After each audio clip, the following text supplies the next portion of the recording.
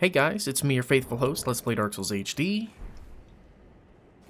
and welcome back to our in-depth playthrough of Elden Ring. So welcome to episode 9, and we're in a very strange place. We're in a place that we're not supposed to be at this point in the game, but thanks to teleporters, and thanks to me completely forgetting which chest goes where and which teleporter takes you where, most of the later ones I kind of remember because they're a little bit fresher. But these very beginning ones, I kind of get them mixed up, so sorry about what happened in the last episode. We are over here in the Dragon Barrows, which as you can see is in a section of the map that's quite far away from where we're supposed to be. So if you want to know how I got here, just so we can clear it up. Right here, Third Church of America, which is in the northeastern corner of Limgrave. This is where we found our flask of wondrous physique. There's a, try to zoom in here and kind of show you guys, there's a set of, like, bushes back over here, like, near where the stream is, right around inside here somewhere. Somewhere on the outskirts of this church right here. There's a set of bushes, and there's a teleporter hidden within it. And that is how you access the teleporter that will take you here, to the Dragon Barrows. And even though this is vastly outside of our level range, I'm going to tell you why it's important to come here early in your playthrough, and it's important to go do this crazy shit that we're about to do, which is going to seem totally unorthodox and unethical, but it'll pay off. You'll see. So we're going to talk to this guy first, the Beast Clergyman, just to get his questline going.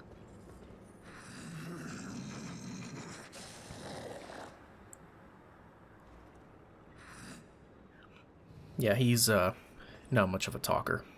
I'm not going to say what Vegeta said to Kid Buu. I'm not going to be an asshole and go, gifted speaker, or something like that, and make him turn around and blow up the fucking earth. But we warped to this, well, we rested at this grace, and I think what I will do before I make these crazy runs out to where we're supposed to go is I'm going to take a look at my Ashes of War, because we've not looked at them very thoroughly yet. So let's see what we can put on the flail. We already know what's on the flail. It's pretty good. It's got the spinning chain attack, which is great. That's what the, I believe that's what's on the normal flail, and it works well. There's nothing wrong with it. But I just want to take a look at some of these. Determination's good. That'll help us get one really, really good hit off on something that's not suspecting us. We might play around with that. The ground slam is okay.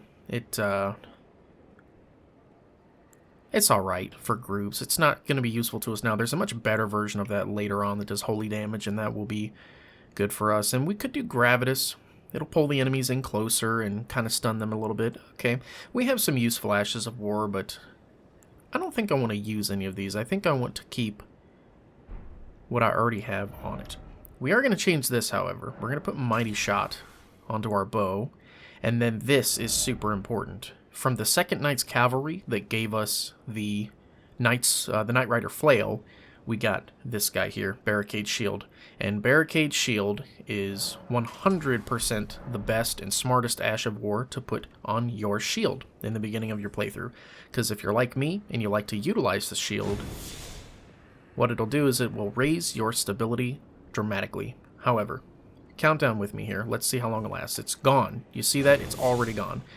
So you don't get it for very long, but the appealing thing about this ability is you don't have to be holding your block button to use it. Like, the minute you use it with the weapon art button, you are already blocking. See? So it is very, very smart, and it will, again, raise your stability significantly. We have 50. Stability on this shield, right where it says guard boost is where I got that number from. And I don't think it will change. Yep, it's still 50, but you'll just have to see it in action to see what I mean. Anytime your shield has that glowing kind of like white effect on it, it increases your guard boost quite a lot, and I mean a crazy amount. Like, attacks that normally would have shredded through your guard and killed you will now bounce off of your shield completely. So our objective is going to be this way. We want to start working our way down south is what we want to do. It's not, what we're going to do isn't very far away, but it's going to yield a crazy difference in the beginning of our playthrough. When I tell you this is going to change our game up entirely, I mean it. It's just going to be strange and weird and dangerous, and it's not going to make any sense, but when you see me do it, I'm telling you, it'll all come together. I'm heading this way first, because I found this by complete accident. So check this out. There's no other way to get down there other than dropping, right? So that's what we're going to have to do. Let's find the smartest place to drop down. And we can use... Let's see. Where did I drop down last time? Can't quite remember. I think I hit the roots, maybe. I want to do this smart. Because trust me, there's very much a dumb way to do it. I've done it. Because it took me a minute to figure out how to get down here on my first attempt. Good lord. Ugh. If that didn't make you want to puke just now. Alright, let's find the next suitable spot to drop down, which is sure as fuck isn't that way. Okay. How about over here, huh? Here we go. Yeah. Okay. And then from here, it's about just not being an idiot. Get off of Torrent and reposition if you have to. So, because Torrent is like, the problem with Torrent is he's super nimble, and he can get away from just about anything, but he can't turn very well. You know what I mean? Like, there will be times where you're trying to get him to swivel in one direction, and he just won't do it. Like, he's not having it. So, now... that for sure will kill me if I drop down just straight away. So let's aim for this roof, shall we? I'm not supposed to be playing online, by the way.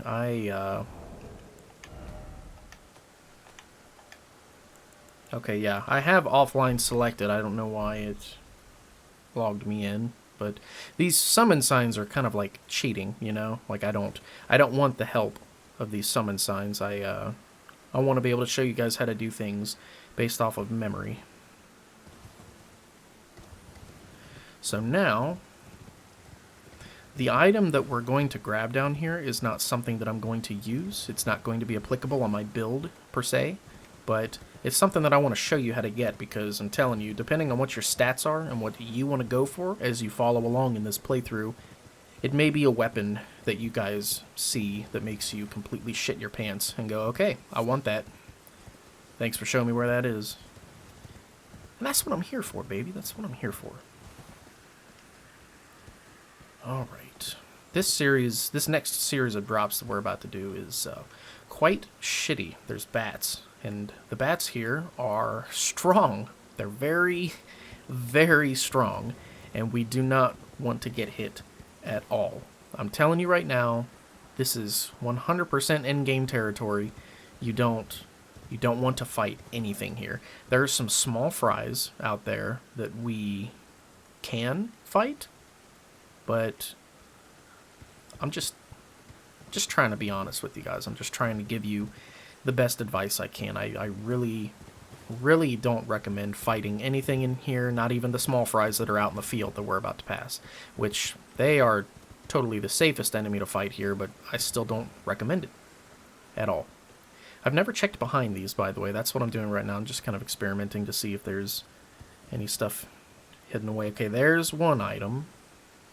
We're going to have to be smart about this. I really do not want to go kersplat.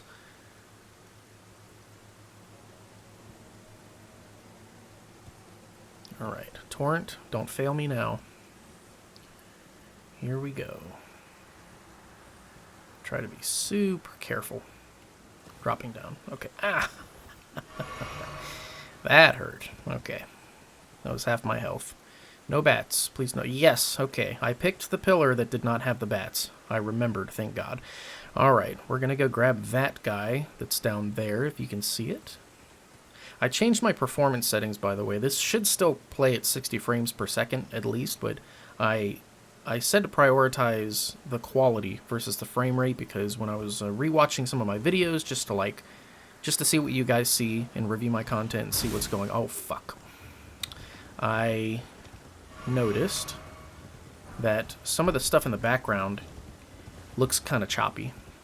And I don't like that. I want my stuff to be of the utmost quality. I do not want my content to look like shit while you guys are watching it. I want it to be enjoyable.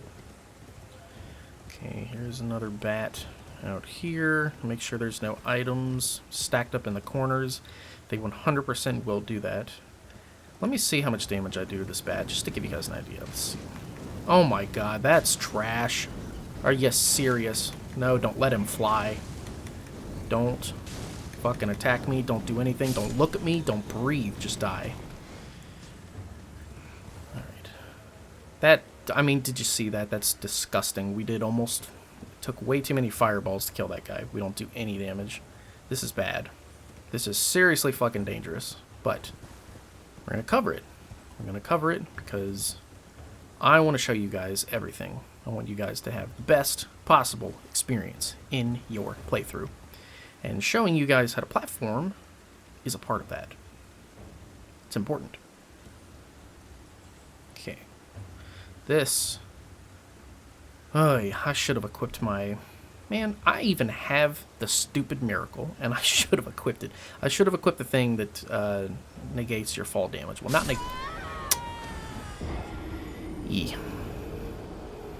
You see what I mean? I should have equipped the thing that decreases your fall damage, rather. It doesn't negate it. If you fall from a height that would kill you regardless, it'll still kill you when you use that spell. But, here. I'm already here. I died. I'm going to change it. So, this... what a wonderful way to start the episode, right? Bam. There we go. And I will put this on just because. You never know. We might run into a situation where we need to use some poison. The Beast Clergyman, by the way, I really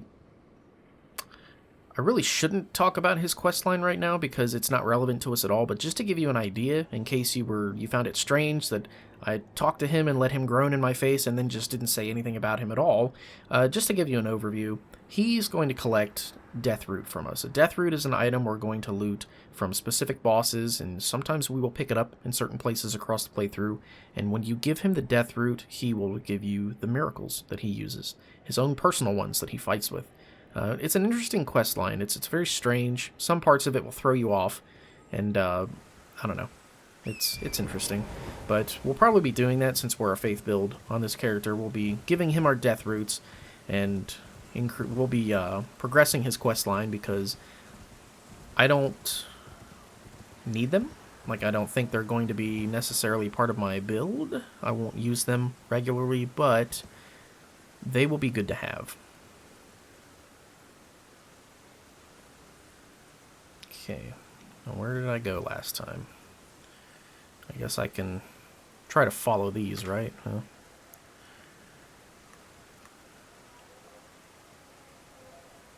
Hello? My button is not working to get off Torrent. There we go. And I don't, like, really care if I lose these runes that I'm on my way to. What was it, like 2,400 or something? That ain't shit. Like, that's chump change.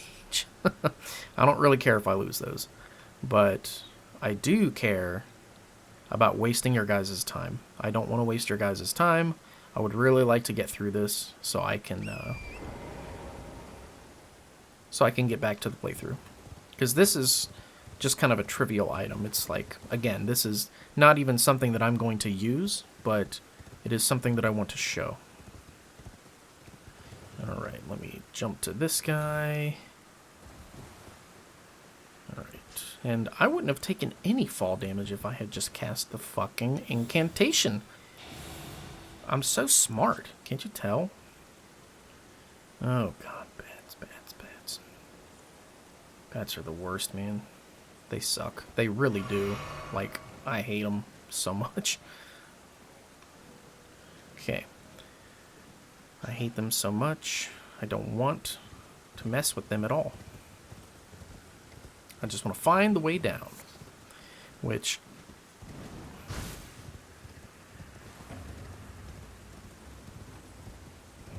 alright, fine.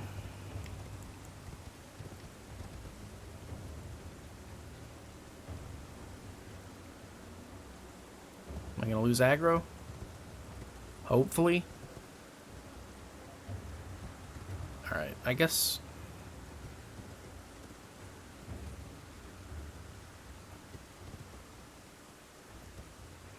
Okay. So here's the struggle I'm facing. I need to find the spot that leads... Shit! Not to the bats! Alright. Here we go. Cast it. Hurry. Oh, the bat doesn't seem to be aggroing on me. That's good. Okay, maybe I can't... Fuck! Ooh. There we go. Alright. This is slightly lower to the ground. Alright. We'll try this. See if this fall will work. Hey! Kind of didn't know you could do that. Alright. Learned something. Not bad. This is the item. Alright. It's an ultra great sword that is, like, super badass. Like, it's... The word I would use to describe it is borderline unstoppable. Okay, and we'll run through here. Pick these up. Just to make sure there's nothing hiding, because just because I happen to find my way down to the sword one time on my other character does not mean that there's nothing else down here. That's the beautiful thing about these games, is just because you think you found everything doesn't mean that you have. In fact, it almost guarantees the other way. You usually haven't. Here we go. See, I didn't know this was down here. What's this? Fuck. Butterfingers. I can't pick it up. Alright, is there anything down here? Just one of these. A ruin fragment. Oh my god, ruin fragments. You and your friends can come with me. It's gonna be great. Okay, so I'm not gonna be Butterfingers this time. What is this? Oh, Dragon Crest Shield Talisman. Increases our physical defense. I only ever found the +1 version of that on my other character. Now I know where the regular one is. We learned something together. Isn't it wonderful? And learning is great. I don't care what anyone says. Learning is, like, seriously the best thing in the world. I really enjoy learning. Why can't I warp? It's not going to let me warp. I really don't like that.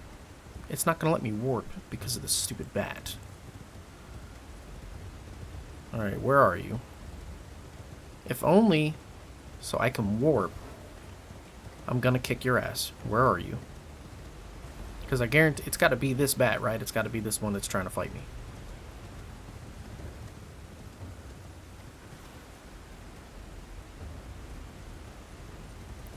You know what? Here. Maybe if I go this way in prone. Like maybe if I'm ultra sneaky. If he doesn't see me, right? Assassin's approach. Because 2 asses are better than 1.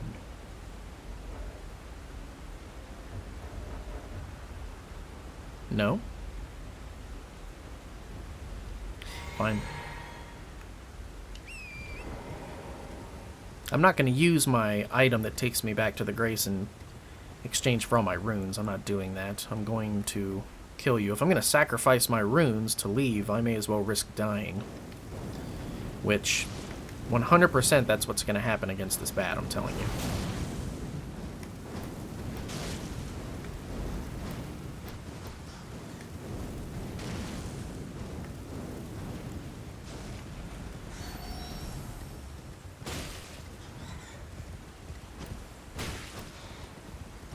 Even though we do have an upgraded Knight Rider flail. Do you see that? One hit. One hit and I'm basically dead.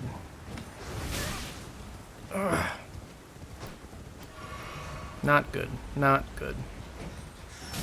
Oh! What the fuck am I doing? I have a bow, bro. No. Oh my god. Out of arrows. There we go.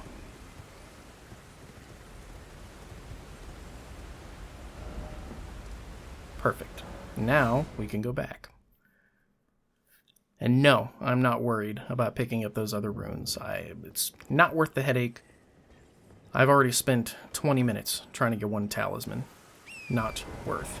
I do suppose I can show you the sword though, right? You saw a picture of it, but you didn't actually see the sword. This guy right here. Or no, it's a dagger. Okay. I read the description of this thing and I 100% thought that... Oh, wow. Okay. Totally thought that was a greatsword. We have to read the description again. Short sword given to high-ranking clergymen of Faroth. Raises potency of bestial incantations. The design celebrates a beast's 5 fingers, symbolic of the intelligence once granted upon their kind. Makes sense. You know why? Because it's this guy's weapon, the beast clergyman. This is literally the dagger that he uses if you fight him. Oh, I should say when you fight him. Spoilers. But, okay. Interesting. For some reason, I totally thought that was a greatsword, but it's a dagger, and it raises the efficiency of your beast incantations. That is very cool. Okay. So here we go. Bear with me on this, guys. This is going to go incredibly fast, and again, just to keep everybody on the same page, I'm starting at the Bestial Sanctum here, and the way I was teleported here was I was at the Third Church of America, which is in northeastern Limgrave, and there's a teleporter right in the bushes outside of this church that will take you to where we are now. So what I'm going to do, don't aggro the gargoyle, like, don't. We're going to go on a very particular trail here. These are small fries I was talking about. Like, they're pretty easy to fight. They're worth 1,000 runes apiece. Like, they're super good for farming. I do not recommend fighting them for any reason, though. Just run past them.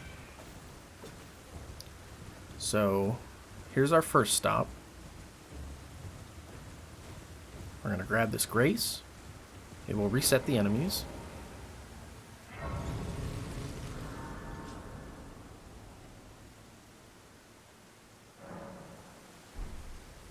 Okay. And there's a dragon out on this bridge. It's just like Greyoll. It is another flying dragon that will breathe fire at you. But don't fight him. Do not worry about fighting this dragon. There's a different dragon that we're going to fight who's much bigger and will be much more profitable. Come on, Torrent. Alright. Flying dragon Greyoll. Not to be confused with Greyoll. 2 different dragons. Okay. So from here, we're going to stay on the path. And we're going to run into another Erdtree avatar. Watch out for the lightning bolts. So do not worry about this boss either. Run straight past it. So now what we're going to do, we're just going to stay on the path here. Just keep running.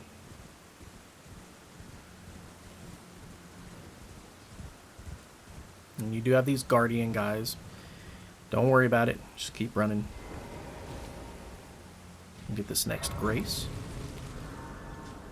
And no, we're not skipping the whole game, I promise. This isn't stuff that we are running past for our first and last time. I assure you. Like, trust me, once we get to the point where we can handle these enemies, we're going to come back through here, and we're going to do this place, and we're going to absolutely fucking destroy it, too. Like, there's not even going to be any form of struggle once we're ready for this place. Like, right now, everything, you saw the damage the bats do, and the bats are considered one of the weakest enemies in the game. These bats in this place basically killed us in one hit, so that should tell you everything you need to know about why you shouldn't be messing with these guys. So now, we're going to stay on, well, I'll tell you what we should do first, actually, is I'm going to mix it up a little bit. We're going to take this spring over here and ride it straight up. Here we go. This is what we wanted. This is where the prize is. So before you do anything, head for this Fort Faroth over here. And we are going to light the grace.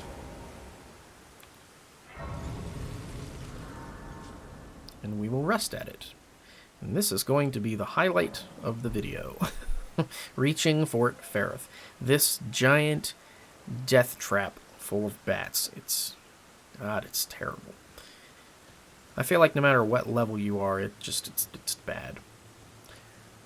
So, this giant dragon right here, this is Greyoll. So Greyoll, Greyll, was the one on the bridge back there we passed. This one is Greyoll. It's basically the same name, there's an O in it. And it seems dead, right? It seems dead, big dead dragon. It's not. It's very much alive, but we're going to kill it because it can't stop us. There's nothing it can do. It's truly this terrible thing. I feel bad every time I do it, but I do it nonetheless. So, here is the strategy for this part. I have... How many do I need to level up? 5,200? Okay, whatever. I have enough runes. What in the hell? That was embarrassing. Anyway, I have enough runes to where it doesn't matter if I die right now. I'm not going to be sad if 2,700 runes go bye-bye, because we're about to get a shit ton more than that. Do you see this item on the other side of this fence here? That item is what we're after. That is Radagon's Soreseal. It is the best fucking talisman in the game, and it is worth risking everything for. To get. Right now. Way early in our playthrough. If we were to reach this place organically and get here via progression through the game, we would be so high level by then, it wouldn't even matter at that point. But it's very important, and it matters a lot right now that we get this talisman. However, there are bats in here. These bats in this fort are even stronger than the one that basically almost one-shot me out there. So, the plan in here is just run. Just fucking run. Don't light a torch. Don't do anything. Just run as fast as you can.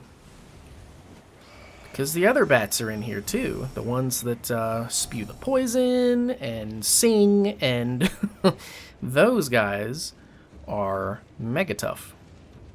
And again, this is a great place to farm early in the game if you can handle the bats, but that's the problem. I guarantee you can't.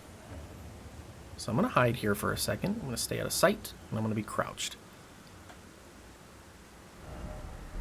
And I can open my map, so nothing is aggroing on me. Perfect.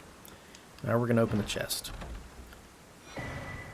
So we got the right side of the Dectus medallion. Let me point something out to you guys. In the last episode, we picked up the left piece of the Dectus medallion. We have both halves now, so we can activate the Grand Lift of Dectus, just like the description says. But we picked this up at that fort that I raided because I thought the chest that would take me here to the Dragon Barrows was going to be there. And it in fact was not. I continue to feel stupid for that part of that episode. But we now have both halves, so later, when we activate the Grand Lift, you can refer to this video and figure out exactly why. This left piece of the medallion is here on the map. Fort Height. That's where we found it. And then we just picked up the right piece in this chest here at Fort Faroth, out here in the Dragon Barrows. So, what you want to do here is fight absolutely nothing. There's going to be these guys that spawn, like they're gonna show up, they're gonna be all ghostly and whatever, but you're not gonna beat them. They're super freaking overpowered. Just do what I do. Run down in here. I am going to light my lantern in here. Please don't follow me down here, you assholes. I can hear them. Okay. There's bats up here, and there's also rats. And these rats are super-powered rats. Look at that. Half my stamina gone. Check this out. Look at that. Oh, yeah. Oh, fuck. Okay.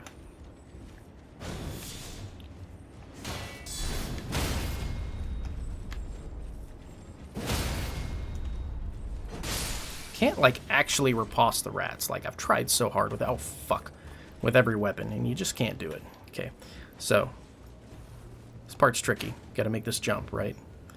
I don't think that guy can get through. I mean, he'll try like hell. And don't worry about the bats. They can't come up here. They're gonna try, but they won't. Don't worry. Unless there's something I'm missing, like another patch. Fucking poison. Okay. I'm gonna grab this. Run! And this is the next tricky part. There's a giant rat in here, okay? Don't worry about the giant rat. Just... bam. There we go. There's the Soreseal. Fuck. Oh, fuck. Run! And if you make it back up, you make it back up. It's scary as shit. I'm telling you, it's not easy. But... we did it. I'm gonna prone here. See if I... yes! Oh, yes. Thank God. Now we can just warp back out. You see what I mean by unorthodox? You see what I mean by suicidal? It's like, that place is death. Like, what level are we? I mean, geez. 28. Okay.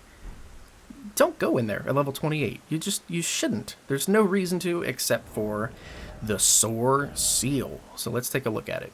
Greatly raises attributes but also increases damage taken. And here's the thing. This thing raises your stats 5 points each, the blue ones. So our vigor is going to go from 14 to 19. Our endurance will go from 10 to 15. Our strength will go from 14 to 19. And our dexterity will go from 24 to 25. Or 29. 100% worth it. 5 points in each. And the damage you take on top of wearing this, like the additional damage it talks about, is so minimal that it's completely worth it. This legendary talisman is an eye engraved with an Elden rune, said to be the seal of King Consort Radagon. Greatly raises vigor, endurance, strength, and dexterity, but also increases damage taken by a similar measure.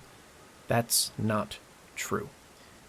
Solemn duty weighs upon the one beholden, not unlike a gnawing curse from which there is no deliverance. I really like that last line. It's really cool because we're going to learn a ton about Radagon of the Golden Order, and eventually we're going to run face to face with him. It's going to be great. Look at that chunk of health I just got. That's what that 5 points of vigor just did for me.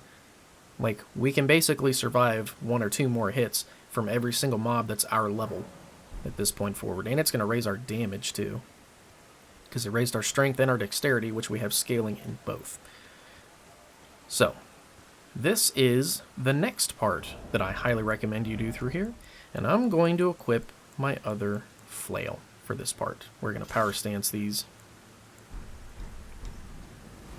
because it's just going to make it go much easier. Look at that. I don't fat roll anymore with 2 flails, because I have more endurance now. So, he's starting to move and come awake now, right? This part is something I highly recommend you do on your playthrough, no matter what. And that's kill this guy. He's going to roar, but don't worry about it. And we have defense and attack down, which, it's fine. There are big dragons walking around out here. Don't worry, they're not going to come over here.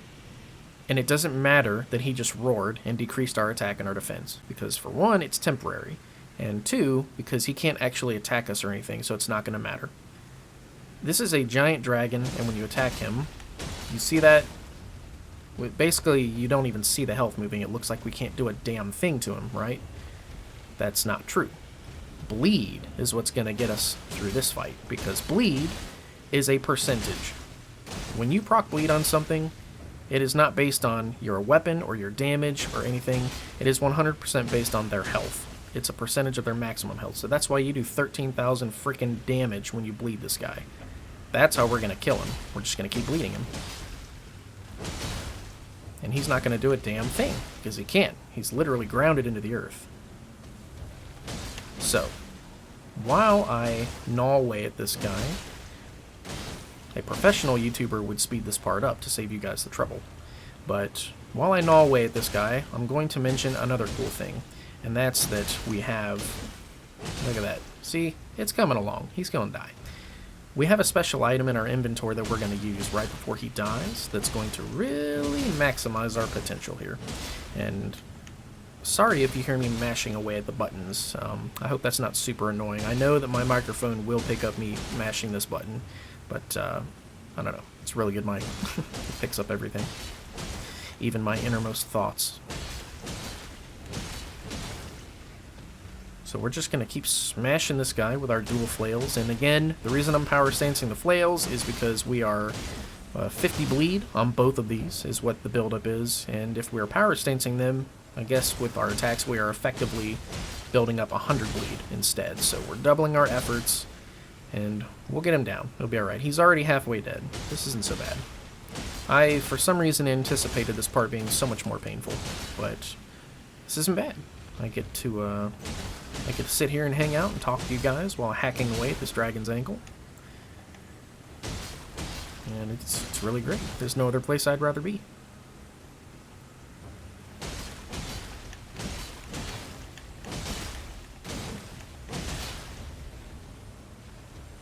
So let me just keep building up this bleed. There we go. Just a couple more times and we're good. Not bad. Because we are kind of doing some passive damage. I mean, it's not like we're doing 0 damage when we hit him. I mean, the end of our combo is 446. Okay, so we're just under 500 damage per stamina block when we power stance him. That's not bad.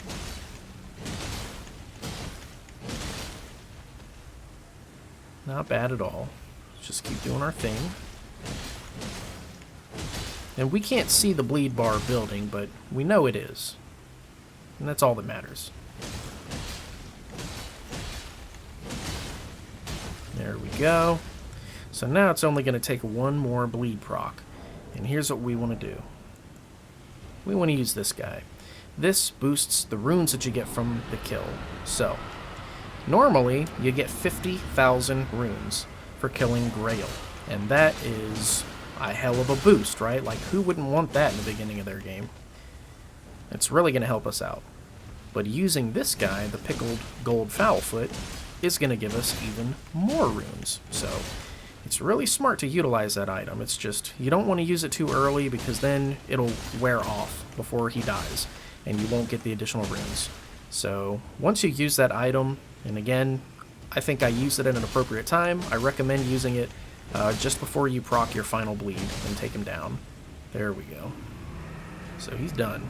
Let's see how many runes hit the bank account.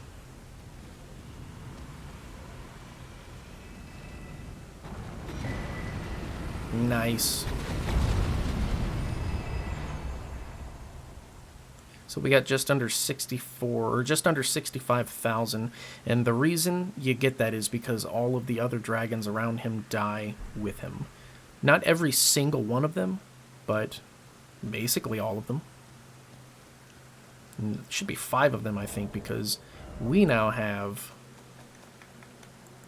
6 dragon hearts, and we only had the 1 that we got from Greyoll before. So if we have 6 now, we just got 5 from that. So by all means, if you intend to use the dragon incantations, 100% utilize this early jump. Great. So now we're rich. We can holy shit, that's a lot of levels. We'll decide what to do with that at a later point. But this is, again, I can't stress this enough, this is a super duper efficient thing to do in the beginning of your playthrough. Go into Fort Faroth with basically 0 runes, so that way it's fine if you die, because I promise you, it's not always going to go as smooth as you saw with me. You very well could get shat on completely when you go in there, and it's not fun. It might take you a couple tries to get through it, and that's okay. Just make sure you're not losing a bunch of runes in the process. And once you're outside, go kill the big dragon. And this was the other thing we picked up in there. This is the second. There's only 2 items we picked up when we were in the Hell House.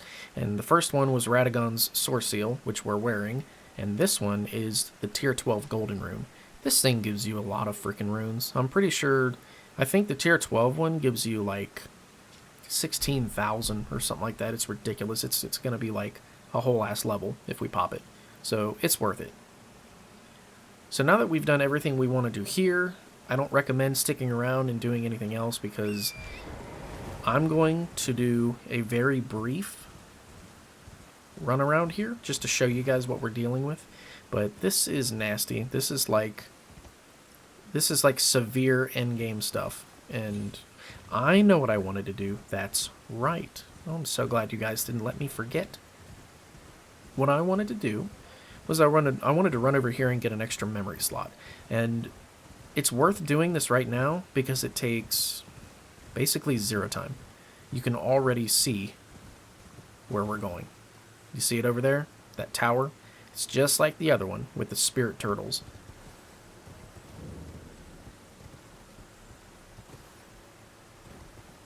Okay, I don't want to mess this up. It's the only way down. I don't want to die.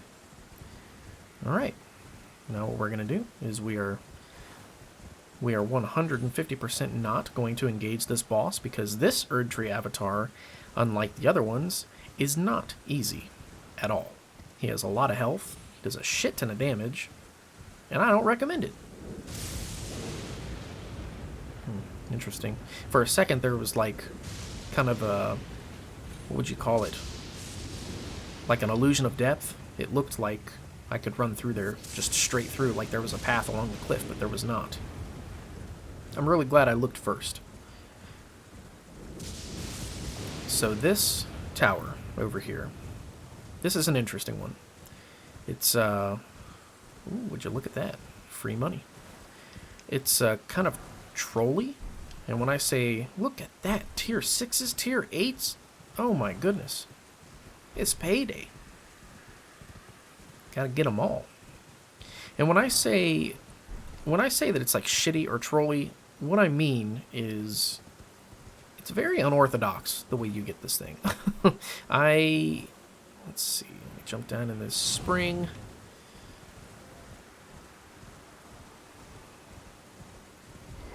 Now this, I will say, for certain, especially if you're not the brightest like me, this is 100% the only one of these that just might get you killed. I died trying to get into this thing, trying to figure out what to do with it. Because normally, this statue right here, this fanged imp with the book, will give you some kind of cryptic message about how you enter, but it's broken. You can't do anything, your examine button does not proc, and when you run up to Lens Rise, nothing happens. You can't do anything. There's no getting in here, right? So this one, you kind of have to be creative and use your brain. So it took me several tries to figure out how to do this, but I'm going to try to explain it to you guys visually the best that I can. So essentially what you're going to do is you are going to aim. You're going to get on the spirit spring, but you are going to jump up in this direction towards the left outer wall of this tower. I'm probably not going to get it on the first try, but I guarantee you as soon as I make the jump, you guys are going to see exactly what I'm going for. Oh, we picked up a new item, the Faded Erdleaf Flower. And then we got, you remember that name? The one I kind of mixed up in the beginning of the playthrough? Michaela, however you want to pronounce it. They have their very own lily. So here's, thank God you don't take fall damage, right, when you're trying to do this, but here's what we're going for. You're going to see exactly what I'm trying to do. Wow, I did it on the first fucking try. That's crazy. Anyway. Let's see if they can get the elevator work. There we go. Okay, cool. We got the platform is going to come up. We'll take it back down. The seal will magically be broken because it's angry that we got in anyway. We outsmarted it. And bam, got ourselves another memory stone so we can equip yet another incantation. So just be careful on your way down. There's no need to do any kind of jumping with Torrent or anything like that. There's no need to try to platform on the roof or anything to try to get back down. Just do this. Just use the elevator. I won't tell anybody.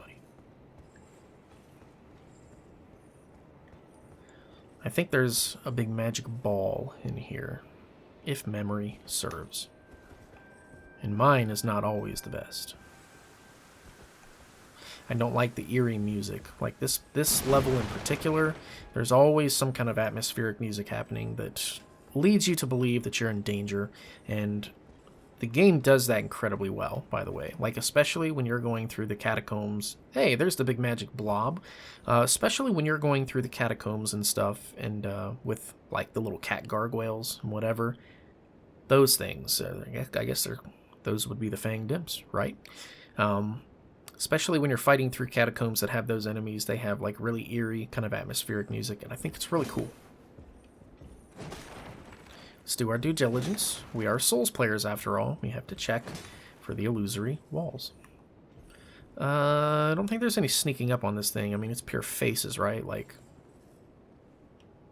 how the fuck am I sneaking up on this thing right now? What the hell? Alright, whatever. Ooh, I do not want to get caught by the stinky blue farts. I'm gonna chuck fire at it. Let's experiment. Let's see if poison works, huh?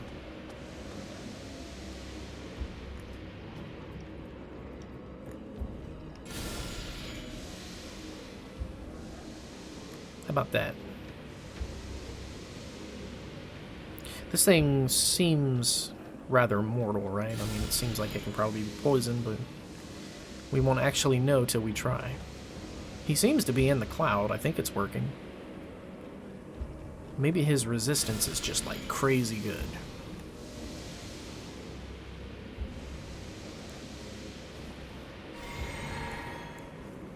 Okay, that looks like a big no to the poison. Alright. Fine. And even the fire. Okay. This looks like a job for... If I had a superhero name for dual flails, it'd probably be Asshole Man. Because, like, I'm telling you, like, this much bleed in your hands, this dual flail action, I feel like an asshole. Let's see if we can bleed him. Eeh! Without dying. Let's get our bubble going, huh? So we need protection. Wow. It really seems like you can't bleed him either. That's crazy.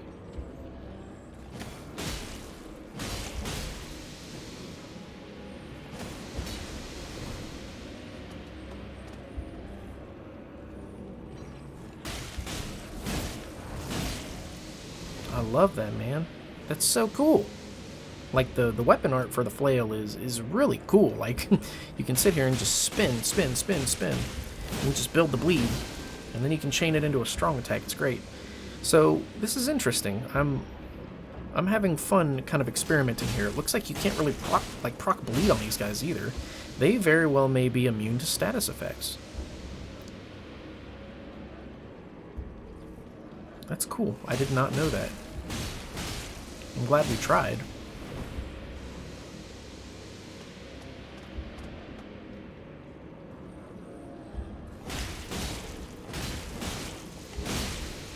It's okay though. He's basically dead.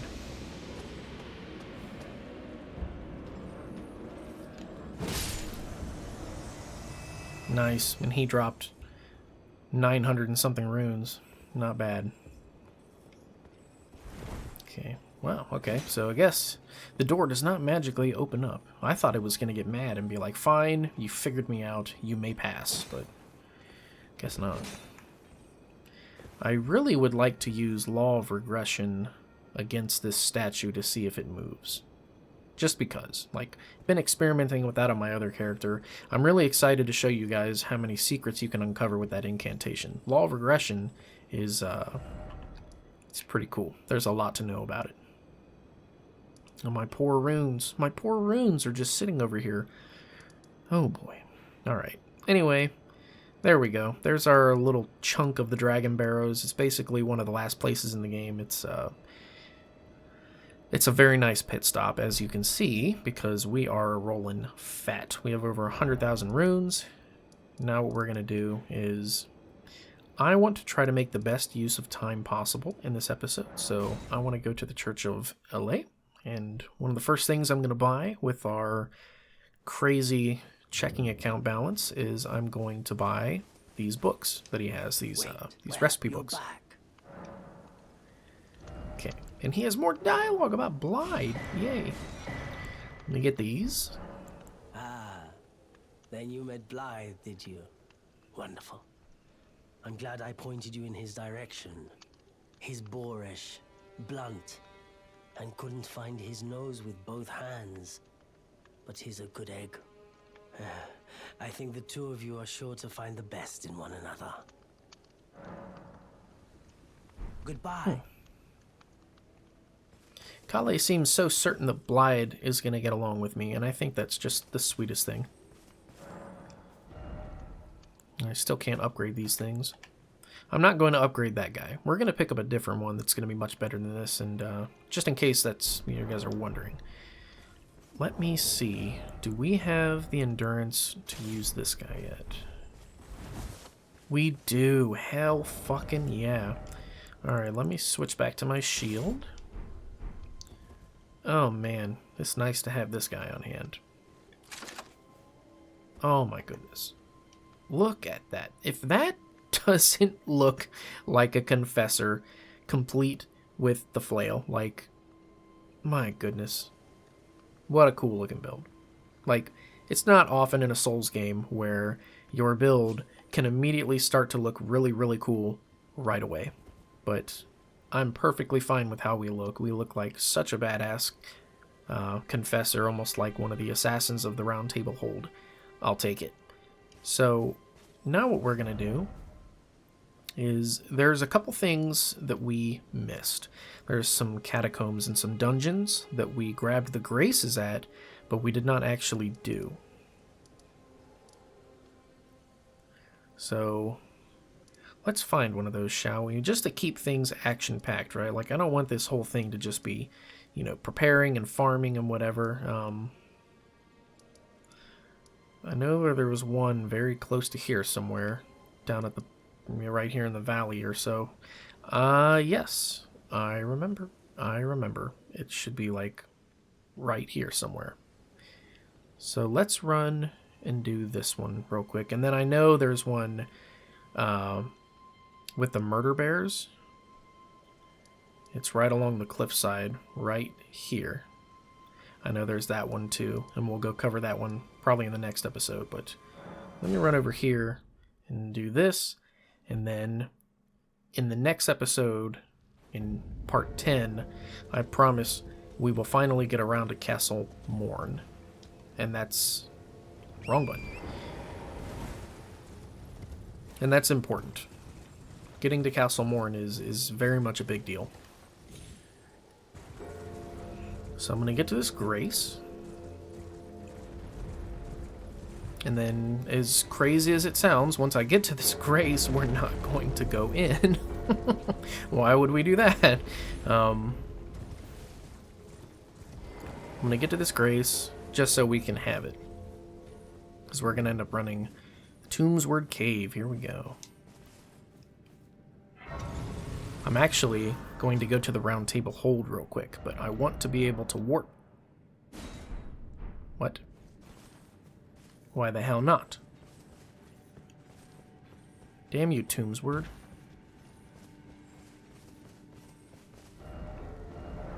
There we go. That was strange. Okay. I guess I was just barely too far into the cave to be able to warp out. Alright. Hello. Well then.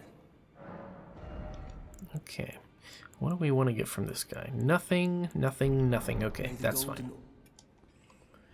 How about you? Gerank, I take it. Then, owing to our duties shared, we are now comrades in arms. I think you've earned this. The power of the Golden Order to aid the hunt of those who live in death. Right. Hell yeah. So, this guy, he sells these two particular incantations that require both intelligence and faith, which normally dark magic is what's required for faith and intelligence combined, like in Dark Souls 2. Think about it. If you guys remember my PvP build that I had in Dark Souls 2, the quality hexer A lot of those dark magic spells required a mixture of both, which that's what this appears to be, but I don't know. It doesn't look like it, you know? But the Order's Blade, I want to talk about this real quick. One of the incantations of the Golden Order fundamentalists. That is a genre of incantation in this game, so if I haven't mentioned that, I'd like to school you guys on that real quick. There are different genres of incantations in this game. There's like God Killer incantations. There's Beast incantations, which we covered a little bit, which that's who Gurranq is, the Beast clergyman who just grunted at us in the chapel in the Dragon Barrow that we're going to feed death roots to. And there's also the Fundamentalists genre, which is Golden Order type stuff. Used by hunters of those who live in death. Enchants armament held in the right hand with holy affinity, attacks. This incantation is especially damaging to those who live in death. Any felled by this incantation cannot be revived. So I mentioned this earlier with the skeletons. This is an incantation you can put on your weapon, and it's also an Ash of War that you can equip later as well, but this incantation you can use to buff your weapon with a special kind of holy damage that will kill skeletons on the first try every time. You won't have to hit them twice. The role of the hunters is to stamp out defiled reason, all for the perfection of the Golden Order. Interesting. Yeah, this is like an area of effect one. It's the same thing. It'll kill the skeletons in one blow, according to the description here. Sorry, I'm just kind of reading it to myself. Yeah, any felled by this incantation cannot be revived. Good shit. Did you need?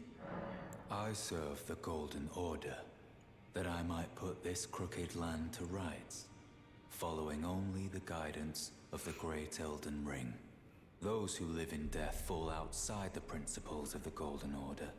Their mere existence sullies the guidance of gold, tainting its truth. And so it is the vermin must be exterminated, down to the very last. So he feels some type of way about those who live in death. And that's going to be a phrase that we experiment further with as we learn about it and stuff. We're going to engage in some particular events that really sort of squeeze out the lore and the terminology behind that, those who live in death. Be sure to tell me if you meet she's a servant. She's been my compulsive counselor, honestly. Nothing new with that guy. Nothing at all. That's okay. It's perfectly fine. So let's talk to this gentleman. No matter, it's all out your own. So this thing needs somber smithing stones. It's really unfortunate because it doesn't seem like such a special weapon, but it is. It's very special, and it's super good. Like, if you keep upgrading it, the base damage on it just becomes crazy. Like, it goes from 68 to 85, and it's flat damage, right? Like, it's, you can see down below, it has no scaling at all, but the flat damage boost on it is really, really good. And it's got a range of 47. That's pretty awesome. This thing only has 29. Regular crossbow only has 42. This thing has 50, but this thing's ridiculous. And it only has regular smithing stones. But I'm going to upgrade the flail again, because we have the stones for it. And you know what? Just because this is our polling weapon, it's going to be our main polling weapon for a minute now, I'm going to start upgrading this thing, because we have the stones for it. So this thing is not +2, has 102 damage. Not bad. Not bad at all. Wow, a dagger that scales with strength. That's interesting. I totally thought that was a sword before.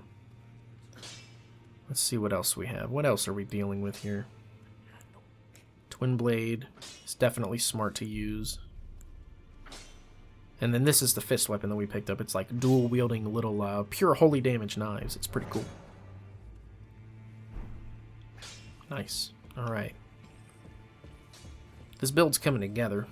I think we're doing okay. So here's what I'm going to do.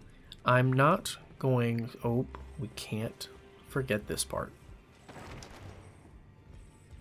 Fuck you, edgelord.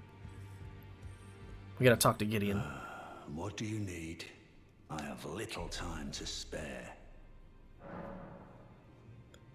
So, we're going to further Gideon's dialogue, and eventually he's going to get to the point where he only repeats the same options to us, but we're going to have to pay really close to those attentions, or we're going to have to pay really close attention to those options, because it's going to seem like they're the same every time we talk to him, but the names will change ever so slightly sometimes, and it's in those moments when we have an opportunity to activate those quest lines by mentioning those specific names based on who we've talked to out in the world.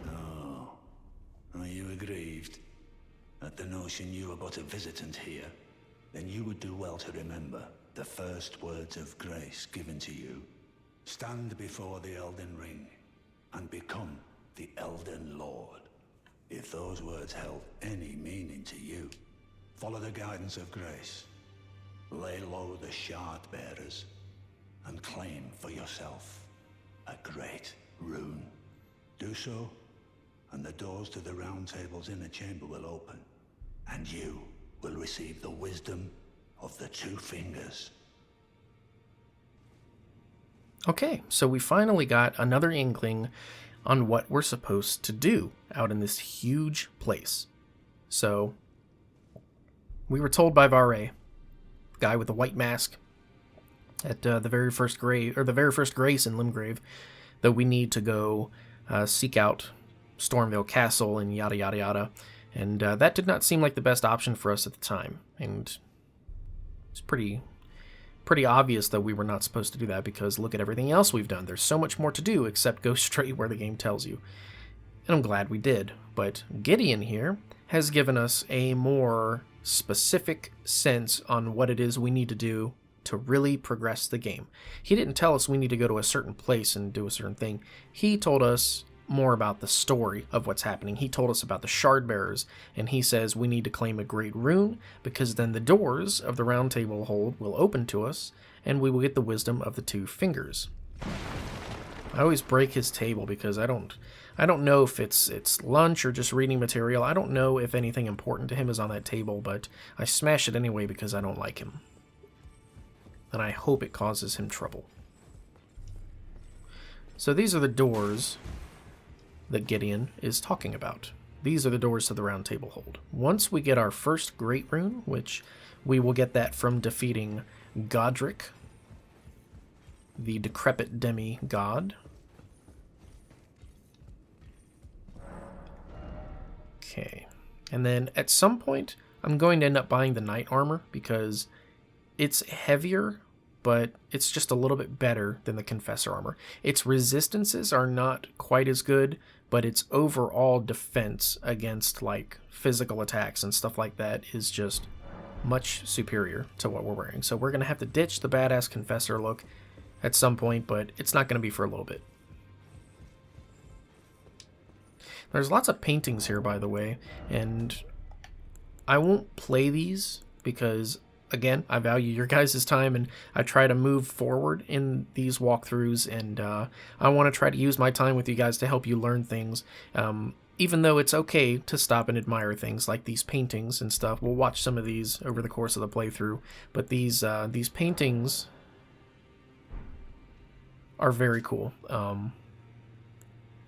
If you look at them, there's quite a bit of storytelling and some tips here too. Like sometimes they tell you about the scarabs and the spirit springs. Like these are like a lot of your in-game tutorials, and you can refer to these within the paintings, and it's pretty cool. I think it's awesome. We'll check out some of those later for like storytelling perspective reasons. But okay, I'm going to leave off here with all of my runes intact, because what I'm going to do is I'm going to do a little bit of research on my main character. I'm going to flip through some of my equipment that I have on my character that's already completed the game, and I'm just going to try to look ahead and see what I really want to invest in based on how close I am to certain weapons and incantations. And it's going to help me determine where I go and what kind of stuff I use. So I'm not entirely sure about those decisions at this moment. I need to do a little bit of review first before I dump all these runes into my stats. But again, I'd like to stress to you guys how important it is to make the decision for yourself. I know it looked insanely stupid and unorthodox to run into that place and go get that talisman, but you can see the difference it made in our stats. I mean, hold on. We have 592 HP right now, I believe, with the Soreseal on. And if we take it off, we have 474. Like, I mean, just that difference alone is 1 or 2 hits. It's the difference between life and death. And not only that, it also raised our endurance enough to increase our equip load, so we don't have to worry about fat rolling. We can basically equip whatever we want right now and still maintain a good medium roll. And yeah, and then killing the giant dragon and using the pickled fowl foot to increase the runes that you get on the kill is just a pro tip. Do that on every playthrough, because if you're not going to go into the crazy bat house in Fort Faroth and risk everything for the tier 12 golden rune and Radagon's Soreseal, by all means at least still take the teleporter and go murder the dragon, because there's literally 0 risk involved with it. Like, it's just 65,000 free runes for just killing a defenseless dragon that can't do anything back. It's a no-brainer. 100% do that. So I'm rambling at this point, but thank you guys so much for joining me on episode 9 of the in-depth playthrough of Elden Ring. I've been your faithful host, Let's Play Dark Souls HD, and I'll catch everybody in the next episode.